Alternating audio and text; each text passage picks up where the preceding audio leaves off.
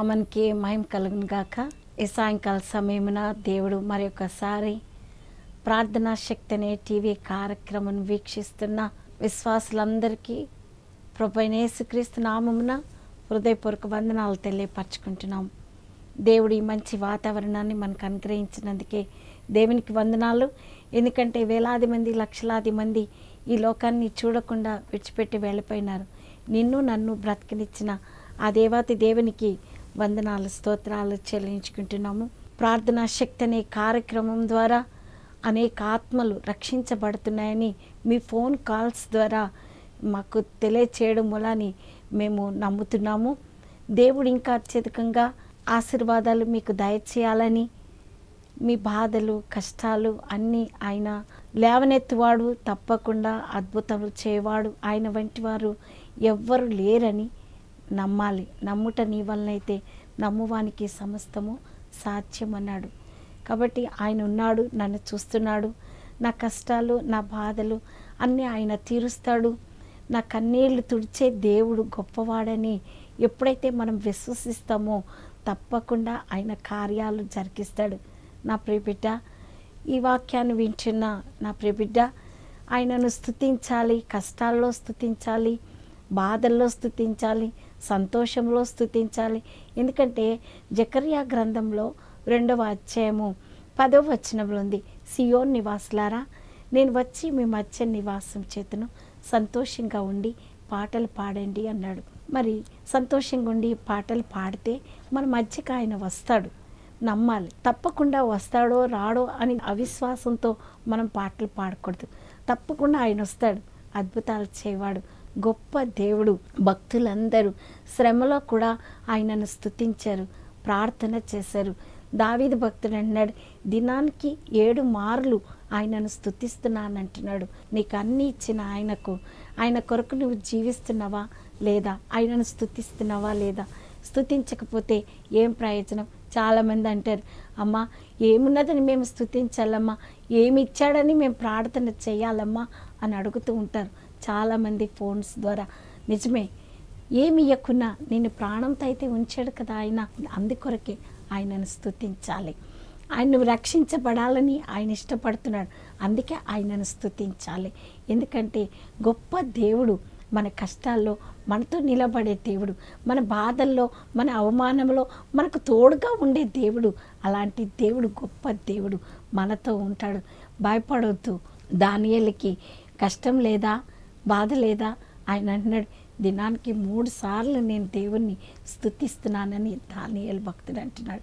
మనం చూద్దామా? దానియేలు గ్రంథం 6వ అధ్యాయం అంతా మీ ముందట ఉంచాలని ఇష్టపడుతున్నాను. దానియేలు ఎంత గొప్ప భక్తుడంటే అందులో 6వ అధ్యాయము 10వ వచనంలో మనం చదువుతున్నాం.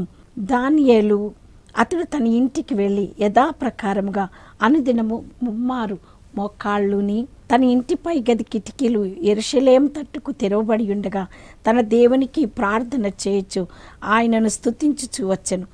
ఆ మనుషులు గుంపు కూడి వచ్చి దానియేలు తన దేవునికి ప్రార్థన చేయుటయు ఆయనను బ్రతిమాలు కొనుటయు చూశాడు. సరా, దినానికి 3 సార్లు ఇంటికి వెళ్ళి ఏం చేస్తున్నాడంటే 3 మారు మోకాళ్ళుని ప్రార్థన చేస్తూ ఆయనను స్తుతిస్తూ ఉన్నాడు. ఇంకా స్తుతించడమే కాదు, బ్రతిమలాడుకుంటున్నాడు. అయ్యా పాపినయ్యా, నన్ను కరుణించు, నా కష్టాల్లో నాకు తోడుగా ఉండు అయ్యా, నిన్ను స్తుతిస్తున్నానయ్యా, నాకు ఈ ప్రాణం ఇచ్చినావు, నీకు వందనాలయ్యా, నాకు ఏమి లేకున్నా పర్వాలేదయ్యా, నిన్ను కలిగి ఉన్నానయ్యా, ఎందుకంటే జీవం గల దేవుడు నాతో ఉన్నాడని ఆయన దేవుణ్ణి స్తుతిస్తూ ఉన్నాడు.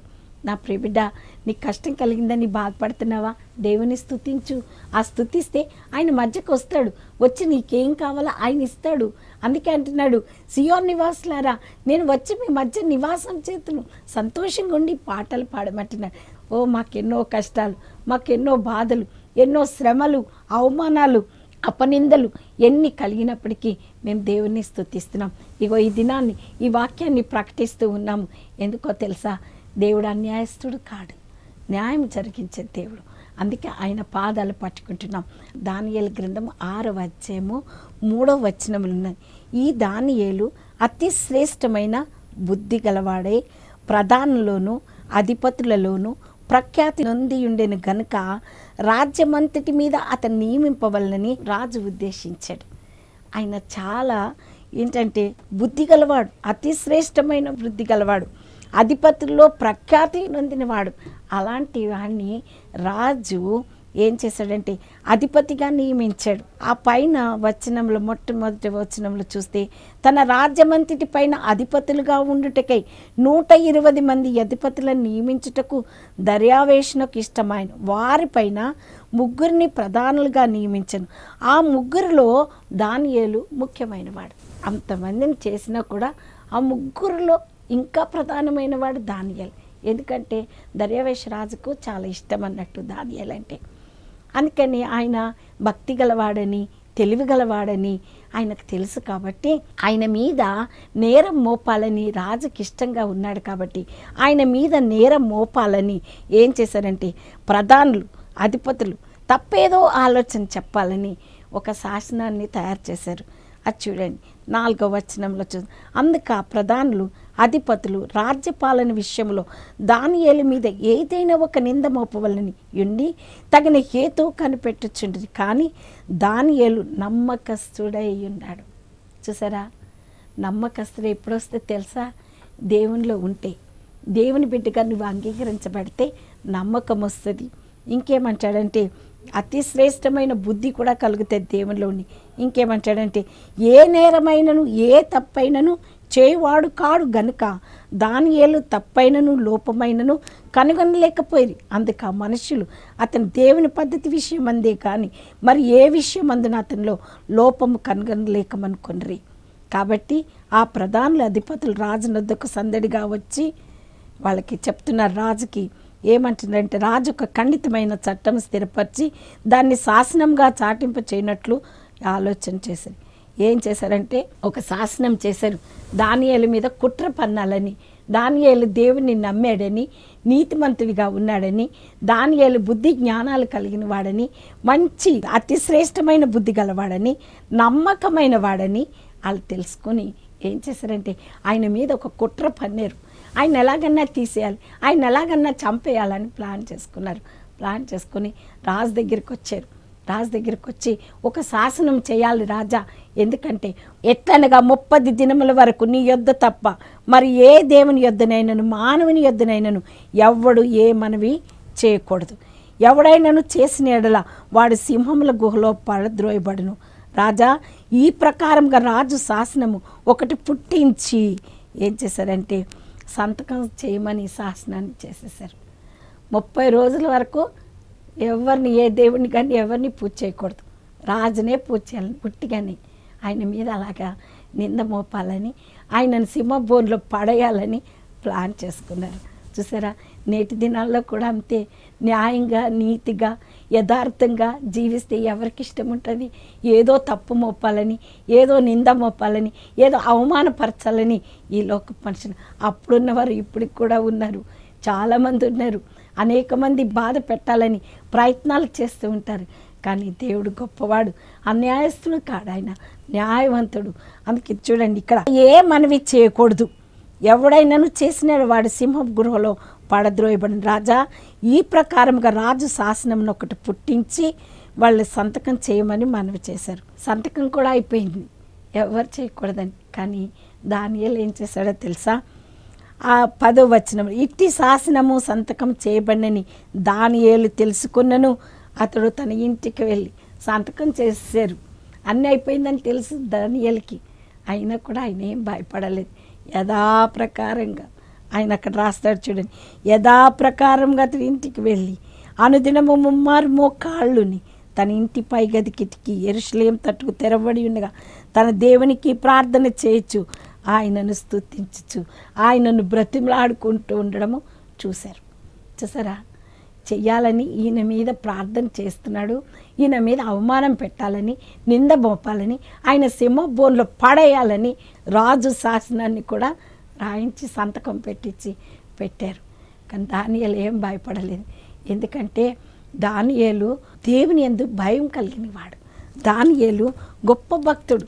అందుకే దేవుని స్తుతిస్తూ ఉన్నాడు, ఎవ్వరు ప్రార్థన చేయకుండా. అయితే 13వ వచనంలో ఆ దానియేలు నిన్నే కానీ నువ్వు పుట్టించిన శాసనమునే కానీ లక్ష్య పెట్టక అనుదినము ముమ్మారు ప్రార్థన చేయించు వచ్చుచున్నాడన్నది. ఈ మాట విని రాజు బహుగా వ్యాకులపడి దానియేలును రక్షింపవలనని తన మనసు దృఢం చేసుకొని సూర్యుడు అస్తమించే వరకు అతన్ని విడిపించుటకు ప్రయత్నం చేశాను. ఆయనకు అర్థమైపోయింది రాజుకి ఆయన ఎట్లనన్నా వినిపించాలి, ఆయన ఎట్లనన్నా రక్షించాలని. సాయంకాలం వరకు ఎంతో ప్రయత్నాలు చేశాడు, కానీ వాళ్ళు మాత్రము ఒప్పుకోలేదు. అది తీసుకొని పోయారు. తీసుకొని పోయి ఏం చేశారు, ఇంకేమంటారంటే 15వ వచనంలో రాజు సన్నదికి పరిగెత్తుకుంటూ వచ్చారు. రాజు స్థిరపరిచిన ఏ శాసనమును కానీ తీర్మానము కానీ ఎవడు రద్దుపరచాలడు. ఇది మాదీయులకును పారసీయులకును విధి అని తమరు తెలుసుకుని వల్లండ్రి.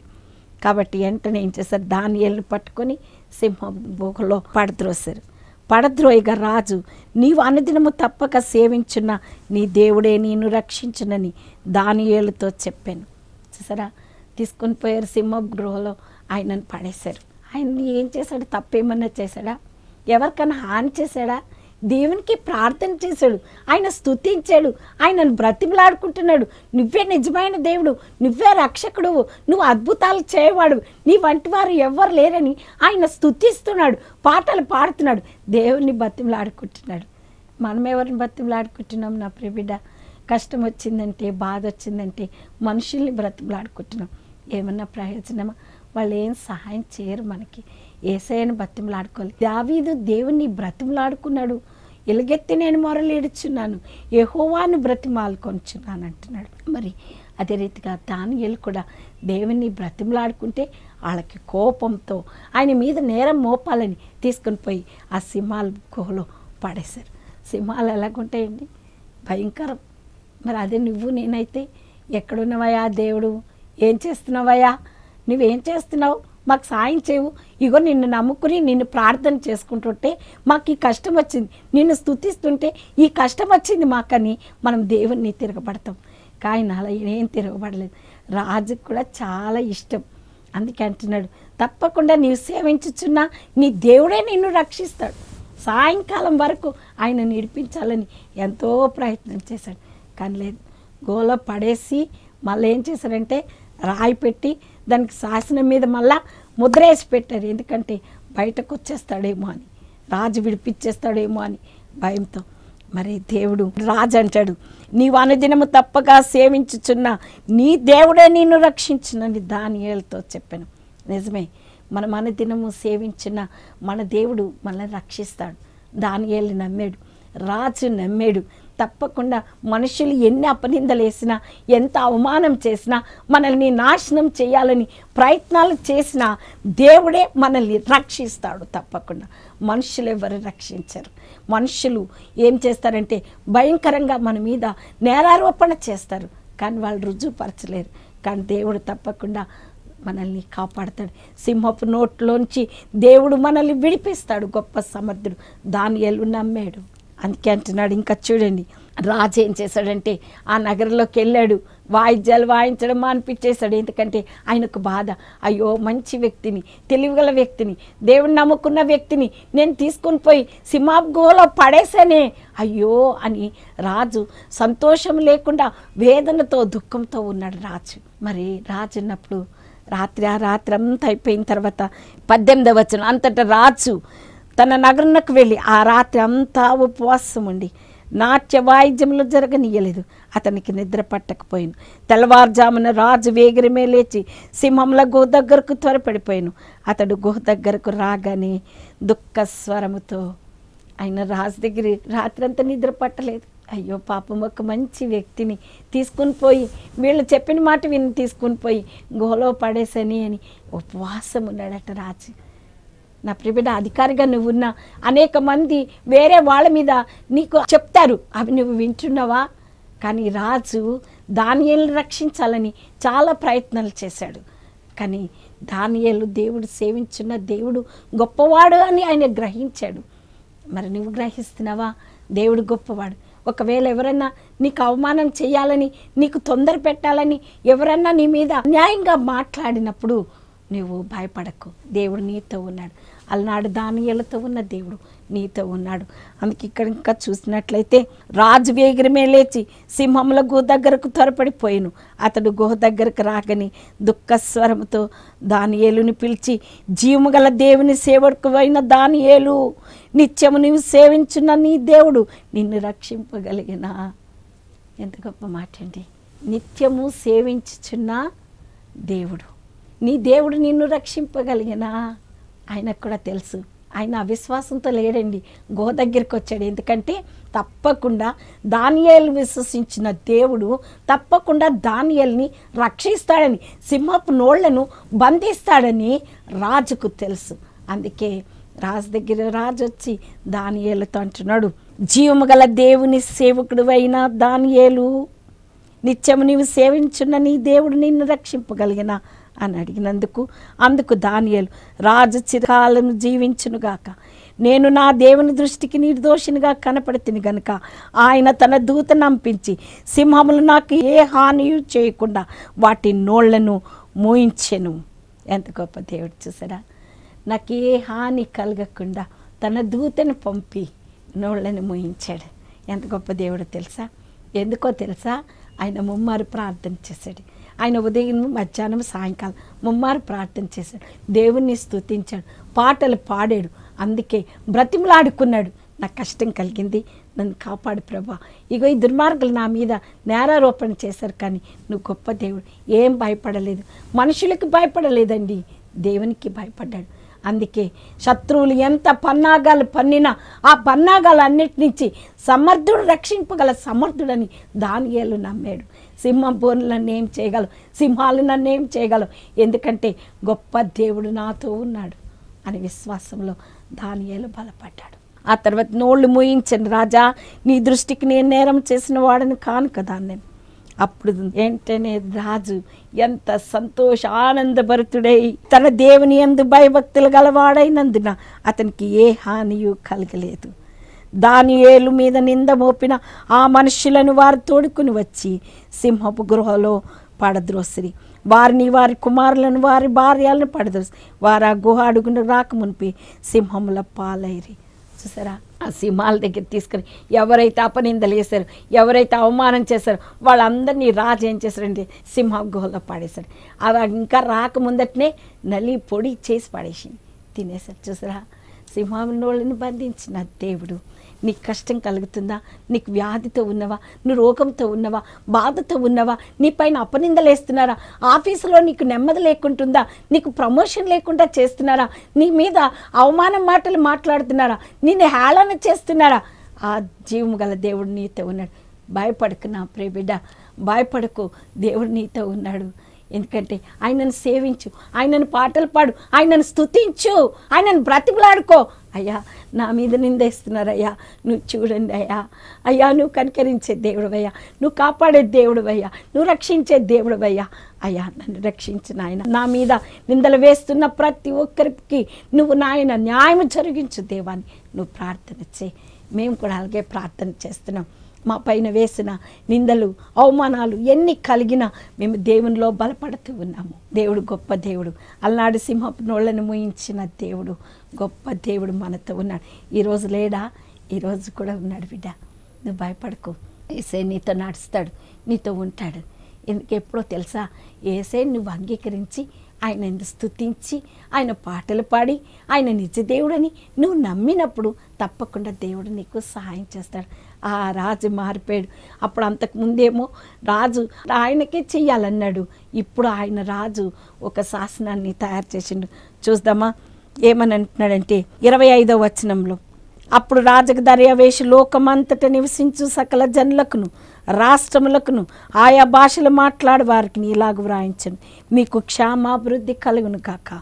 నా సముఖమున నియమించినదేమనగా నా రాజ్యములోని సకల ప్రభుత్వముల యందుండు నివాసులు దానియేలు యొక్క దేవునికి భయపడుచు ఆయన సముఖమున వణుకుచుండవలెను. దానియేలు యొక్క దేవునికి భయపడి.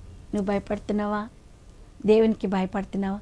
నువ్వు క్రైస్తవుగా పిలువబడుతున్నావు. నువ్వు ఏ రీతిగా ఉన్నావు, ఎట్లున్నావు? దేవునికి ఇంకా భయపడకపోతే ఏం ప్రయోజనం? ఎప్పుడు భయపడతావు దేవునికి? ఎప్పుడు నువ్వు సమర్పించుకుంటావు? ఎప్పుడు దేవుని స్తుతిస్తావు? ఎప్పుడు దేవుని ఆరాధిస్తావు?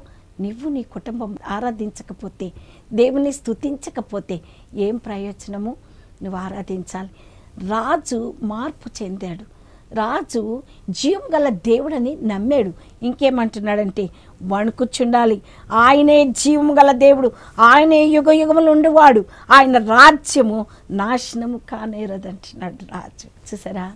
ఇంకేమంటాడంటే జీవము గల దేవుడు, ఆయనే యుగ యుగములు ఉండేవాడు, ఆయన రాజ్యము నాశనము కాదు, ఆయన ఆధిపత్యము తుదమట్టును కొండును, ఆయన విడిపించువాడును రక్షించువాడునై ఉన్నాడు. చూసారా? మన కష్టం కలిగినప్పుడు విడిపించేవారు ఎవరండి? యేసయ్యనే. రక్షించేవాడు ఆయనే, విడిపించేవాడు ఆయనే, జీవం ఇచ్చేవాడు ఆయనే, మన మరణాల్లోంచి జీవంలోకి నడిపించే గొప్ప దేవుడు, యుగ యుగములో ఉండే దేవుడు. ఆయన రాజ్యానికి అంతం లేనటువంటి వాడు. ఇంకేమంటాడంటే పరమందును భూమి మీదను సూచక్రియలను ఆశ్చర్య కార్యములను చేయవాడు. ఆయన ఆశ్చర్య కార్యాలు చేయవాడు. క్రియలు, భూమి మీద సూచక్రియలు, ఆశ్చర్య కార్యాలు చేయవాడు. ఆయనే సింహపు నోటి నుండి దానియేలును రక్షించినని వ్రాయించేశాడు. చూసారా? మాట్లాడకపోతే, చేయకపోతే, మొక్కకపోతే సింహబోన్లో పడేస్తానని శాసనాన్ని రాయించారు. కానీ రాజు దానియేలు సేవించిన జీవం గల దేవుడు గొప్పవాడని ఆయన రాయించి పెట్టాడు. ఎంత గొప్ప దేవుడండి! భయపడక బిడ్డ. నీకు ఆఫీస్లో తొందర అవుతుందా? నీకు ప్రమోషన్ రాకుండా బాధపడుతున్నావా? నీ మీద అనేక మంది కుట్ర రేపి నిన్ను గాయపరుస్తున్నారా? నిన్ను అవమానపరుస్తున్నారా? ఏం భయపడకు. అలనాడు దావీదుని రక్షించిన దేవుడు నిన్ను రక్షిస్తాడు. సింహం లాంటి మనుషులు, నోరులు కలిగిన మనుషుల్ని మోయించిన దేవుడు నీకు సహాయం చేస్తాడు. అలనాడున్న దేవుడు నీవు ఇప్పుడున్నాడు. నిన్న నేడు నిరంతరము ఏకరీతికున్న గొప్ప దేవుడు. ఆయనను ఆశ్రయించు. ఆయన దానియేలు రక్షించిన దేవుడు నిన్ను రక్షించడానికి ఆయన ఇష్టపడుతున్నాడు. నువ్వు ఎలాంటి బంధకంలో ఉన్నావో, ఎలాంటి సాతాను చేతిలో చిక్కుపడి ఉన్నవేమో, దేవుడు నిన్ను రక్షించడానికి ఆయన ప్రియ కుమారుణ్ణి నీకు పంపించాడు, మన కొరకు పంపించాడు. ఆయన గొప్ప దేవుడు. ఆయన ఎందు నమ్మిక ఉంచాలి. ఆయన అద్భుతాలు చేయవాడు. ఆయన వంటి వారు ఎవ్వరు లేరు. ఆయన కన్నీటిని తుడిచివాడు. ఆయన మాట తప్పనివాడు. ఆయన యొద్ద కృప దొరుకుతుంది. ఆయన సంపూర్ణ విమోచన దొరుకుతుంది. ఆయన యొద్ద క్షమాపణ దొరుకుతుంది. ఎంత గొప్ప దేవుడండి! ఎందుకంటే మనం దీన దశలో ఉన్నప్పుడు ఆయన మనల్ని జ్ఞాపకం చేసుకుంటాడు. నా ప్రియ బిడ్డ, యేసయ్య నీ కన్నీళ్ళు తుడుస్తాడు. యేసయ్య గొప్ప దేవుడు. అలనాడు దానియేలును రక్షించిన దేవుడు నిన్ను రక్షించడా? భయపడకు. ఆయన నీ కన్నీళ్ళు తుడుస్తాడు. గొప్ప దేవుడు, నడిపించే దేవుడు, కార్యాలు జరిగించే దేవుడు. అయ్యా, ఆయన సన్నిధిలో ప్రార్థించు, కన్నీరు కార్చు, నీ కన్నీరు తుడుస్తానంటున్నాడు ఆయన. ఎంత గొప్ప దేవుడు! నీ హృదయపు వాకిట నిలుస్తానంటున్నాడు. గొప్ప దేవుడు నీ హృదయ వాకిట నిలిచి ఉన్నాడు. ఆయన సన్నిధిలో పాడదాం మనము, ఆయన సన్నిధిలో స్తుతిస్తాము. ఆయన మన మధ్యకు వస్తాడు. సియోన్ నివాసులారా, నేను వచ్చి మీ మధ్య నివాసం చేస్తానన్నాడు. సంతోషంగా ఉండి పాటలు పాడమన్నాడు. అద్భుతాలు జరిగిస్తాడు. మనం పాడదామా? దేవుని స్తుతిస్తామా? దేవుని స్తుతిస్తాం. హల్లెలూయా, హల్లెలూయా. నీకు వందనాలు ప్రభువా, స్తోత్రం నాయన. హల్లెలూయా, హల్లెలూయా, హల్లెలూయా, హల్లెలూయా.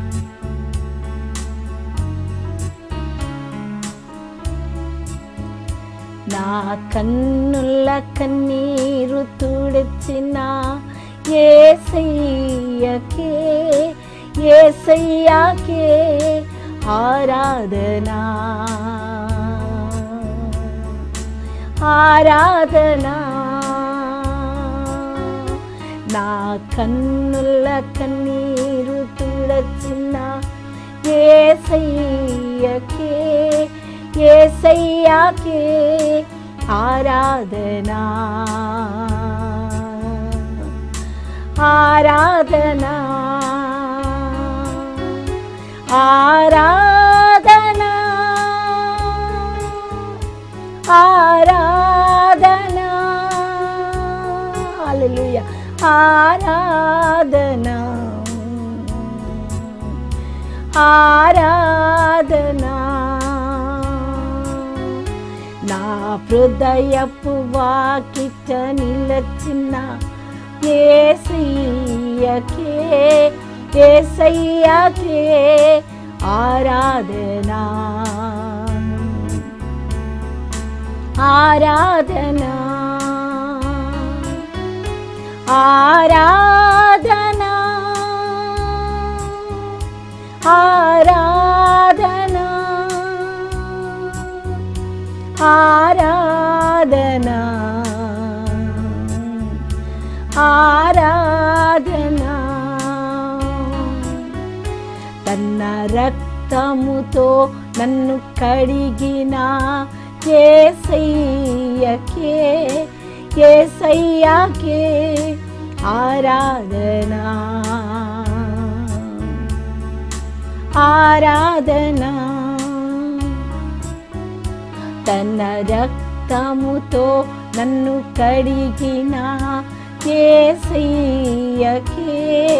యేసయ్యకే ఆరాధనా ఆరాధనా ఆరాధనా ఆరాధనా ఆరాధనా ఆరాధనా నా కన్నుల కన్నీరు తుడచిన యేసయ్యకే యేసయ్యకే ఆరాధనా ఆరాధనా తన వాక్యముతో నన్ను కాల్చిన యేసయ్యకే యేసయ్యకే ఆరాధనా ఆరాధనా ఆరాధనా ఆరాధనా ఆరాధనా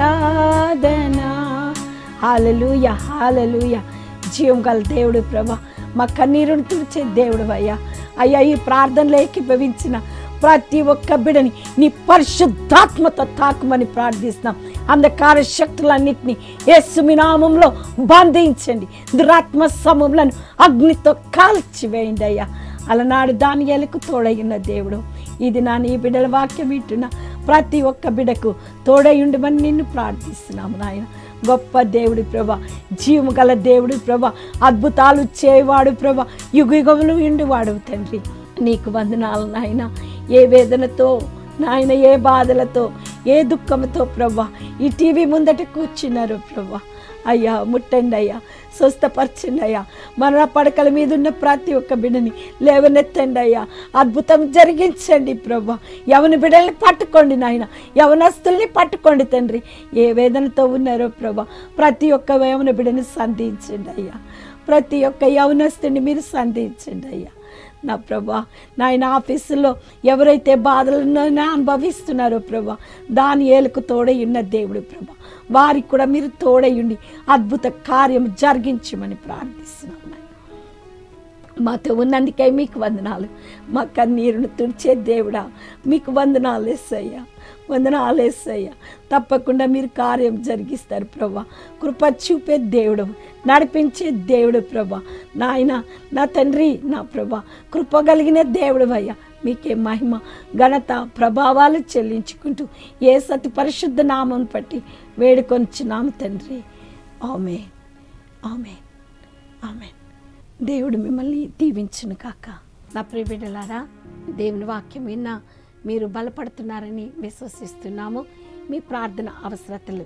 కోరిన ఎడల ఈ స్క్రీన్ పైన మా నెంబర్ ఉన్నది మీరు సంప్రదించవలనని కోరుకుంటున్నాను తప్పకుండా దేవుడు అద్భుతాలు చేసే దేవుడు తప్పకుండా మీతో ఉండి మీ కుటుంబాలకు ఆయన మిమ్మల్ని రక్షించాలని ఆయన ఇష్టపడుతున్నాడు ప్రార్థనే అనేక గొప్ప కార్యాలు చేస్తుంది బిడ్డ తప్పకుండా ప్రార్థించు దేవుడు అలాంటి కృప దేవుడు మీ అందరికీ దయచేయాలని దేవుని నామమున మీకు శుభములు తెలియపరచుకుంటున్నాను దేవుడు మిమ్మల్ని దీవించును కాక ఆమేన్.